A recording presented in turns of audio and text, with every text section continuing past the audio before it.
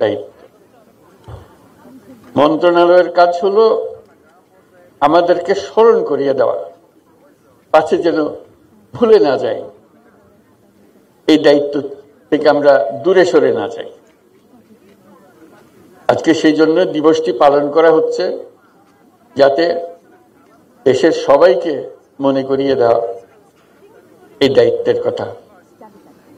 আশা করি এই আহ্বান সবার কাছে পৌঁছবে।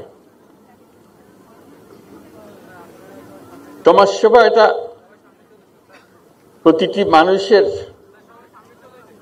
একটা অংশ, এটা কোনো পৃথক একটা চাপিয়ে দেওয়া বিষয় না। আমরা মানুষকে নিজের স্বার্থে কাজ করতে দেখি এবং স্বার্থপর বলি। এই নিঃস্বার্থে কাজ করা এটা মানুষের একটা অংশ, এটা কোনো পৃথক জিনিস না। কিন্তু যেটা আমরা ভুলে যাই, প্রত্যেক মানুষের যেমন নিঃস্বার্থের দিকে নজর দেওয়ার একটা প্রবণতা আছে, তেমনি প্রতি মানুষের মধ্যেই পরস্বার্থের দিকে নজর দেওয়ার একটা প্রবণতা আছে। দুটি একসঙ্গে আছে, কিন্তু আমরা দৈনন্দিন জীবনে এমন করে ফেলি যে না, আমাদের স্বার্থ একটাই, নিজের স্বার্থ। পরস্বার্থটা আমরা আস্তে আস্তে মুছে দিতে থাকি।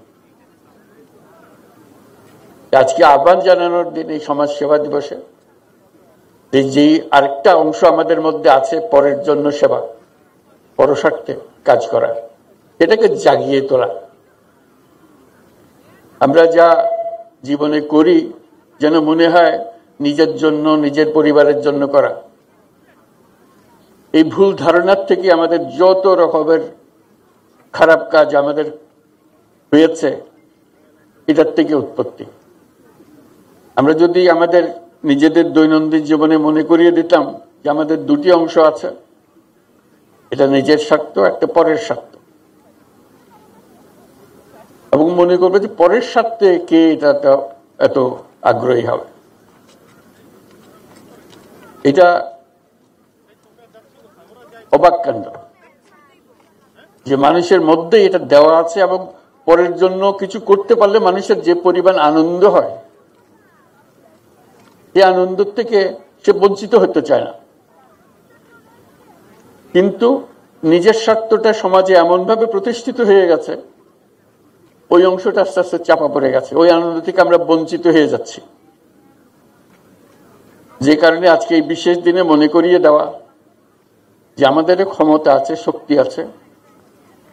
যে সমস্ত সমস্যা আমরা চারদিকে দেখি, মনে করি যে এটা আমার কাজ না, আমার কাজ হলো টাকা পয়সা রোজগার করা, ওই কাজটা সরকারের উপরে ছেড়ে দিই, ওরাই করবে। এটা ভুল ধারণা। আমাদের যে শক্তি আছে, ব্যক্তির যে শক্তি আছে, সেই শক্তির কাছে সরকারের শক্তি নস্যি, মোটেই তুলনা করা যায় না। আমাদের শক্তি, ব্যক্তির শক্তি, এটা প্রচন্ড শক্তি। একবার শুধু তাকে উন্মোচন করা, জাগিয়ে তোলা, সে জাগিয়ে তোলার দায়িত্ব নিয়ে আজকে সমাজ সেবা দিবস। আমরা যেন এটা করতে পারি। আমরা যেমন ব্যবসা করি, অনেক টাকা রোজগার করি, চেষ্টা করি টাকা রোজগারের জন্য, মুনাফার জন্য। যে যত বেশি মুনাফা করতে পারে তত আনন্দ পায়। এটা হলো নিঃস্বার্থের ব্যবসা। একটা কিছু চিন্তা করে দেখেন, পরস্বার্থে ব্যবসা হয় কিনা। এটা কিন্তু নাই, আমাদের প্রচলিত চিন্তার মধ্যে আমাদের কাছে নাই।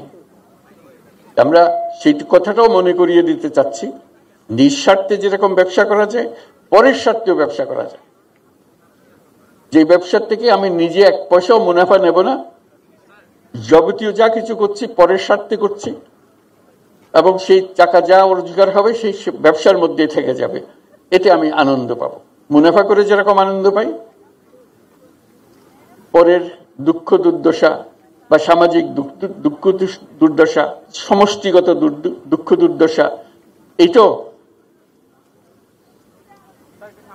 অ্যাড্রেস করার জন্য, এটাকে সমাধান করার জন্য আমরা আনন্দ পাই। সেই কারণে আমরা উৎসাহিত করি সবাইকে যাতে এই ব্যবসা, যে পরের স্বার্থে ব্যবসা, যেটাকে আমরা সামাজিক ব্যবসা বলি, সেই ব্যবসাতে উৎসাহিত হয়।